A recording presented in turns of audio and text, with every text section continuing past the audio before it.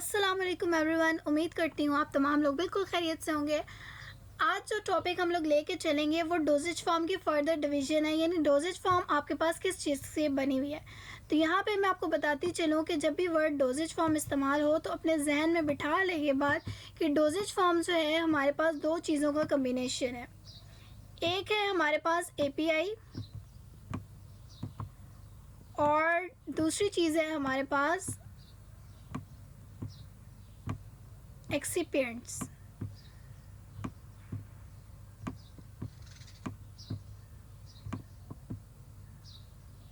ठीक है, जब हम कहेंगे कि इन दो चीज़ों का कोई चीज़ हमारे पास कम्बिनेशन में आ रही है तो इसका मतलब है कि वो हमारे पास एक डोजेज फॉर्म में आ रही है, एक स्पेसिफाइड डोजेज फॉर्म है जिसमें हमारे पास जो है वो एग्जिस्ट कर रही है।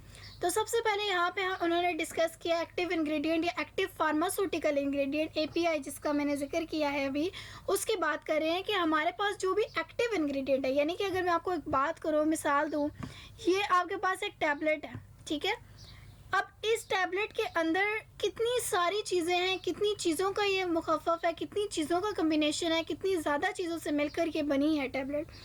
इसमें जो सबसे मेजर चीज़ होती है वो हमारे पास होता है API या एक्टिव फार्मास्यूटिकल इंग्रेडिएंट, यानी कि जो मेन चीज़ है, जो मेन ड्रग है, ठीक है, वो क्या चीज़ है आपके पास एक्टिव फार्मास्यूटिकल इंग्रेडिएंट, जो आपकी बॉडी के अंदर जाके फार्माकोलॉजिकल एक्शन परफॉर्म कर रही है, यानी कि उस बीमारी को, जिस बीमारी के लिए आप इस्तेमाल कर रहे थे, उसको जाकर ट्रीट कर रही है, या अगर कोई इंटरैक्ट करना है उसके साथ या कोई साइड इफ़ेक्ट प्रोड्यूस करना है। लेकिन बेसिकली हम जो है क्योर के लिए, यानी कि किसी पेशेंट की बीमारी को ठीक करने के लिए जो ख़ास दवा इस्तेमाल हो रही है इसके अंदर, वो हमारे पास कहलाती है एक्टिव फार्मास्यूटिकल इंग्रेडिएंट।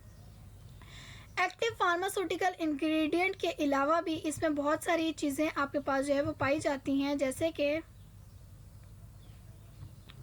हमारे पास आ जाते हैं ये एक्सिपिएंट्स। ठीक है, जैसे मैंने बताया कि डोजेज फॉर्म हमारे पास दो चीज़ों का कम्बिनेशन है, एक्टिव फार्मास्यूटिकल इंग्रेडिएंट का और साथ साथ उसके एक्सिपिएंट्स का। एक्सिपिएंट्स को जो है वो एडिटिव भी कहा जाता है।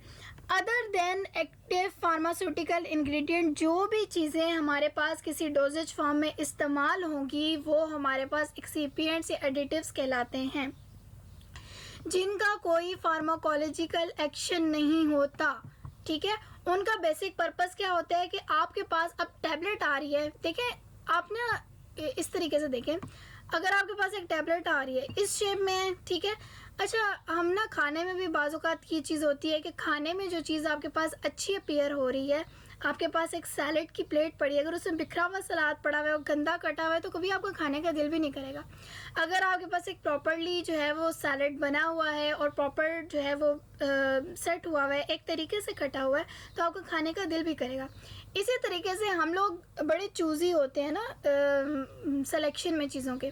तो यहाँ पर भी क्या होता है कि हमारे पास टैबलेट जब एक एलिजेंस अपीयरेंस शो करेगी, एलिजेंस का मतलब है एक साफ़ तरीके से एक प्रॉपर गोल शेप में होगी, तो खाने का पेशेंट का दिल भी करेगा। अगर गंदी सी होगी, रफ सी, तो वो पेशेंट भी उसको खाएगा नहीं। ठीक है, तो स्पेसिफिकली हमने इसको एलिजेंस बनाना होता है, खूबसूरत बनाना होता है।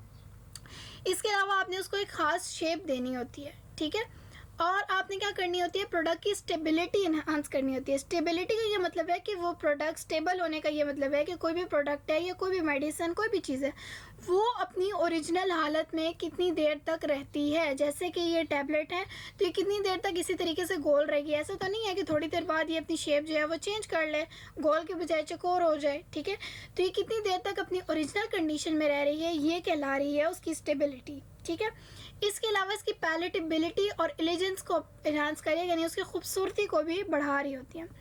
अब डिफरेंट तरह के एडिटिव्स या एक्सिपिएंट्स जो है वो यूज़ किए जाते हैं, हर तरह की फार्मूलेशन के लिहाज से उसके अकॉर्डिंगली हमने जो है एक्सिपिएंट्स उसमें यूज़ करने होते हैं।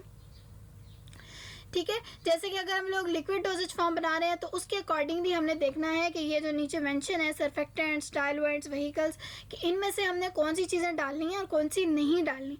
इसी तरीके से सॉलिड डोजेज फॉर्म और गैसियस डोजेज फॉर्म में, हर डोजेज फॉर्म के लिए जो है वो डिफरेंट तरीके से एक्सिपिएंट जो है वो यूज़ किए जाते हैं उसके अकॉर्डिंगली, ताकि वो अच्छी तरीके से हमारे पास फार्मूलेट हो सके। आज का टॉपिक हमारे पास यहीं तक है। नेक्स्ट लेक्चर में इंशाल्लाह हम लोग जो है वो एक एक एक्सिपिएंट की डिटेल करेंगे। Thank you so much for listening me. अल्लाह हाफ़िज़।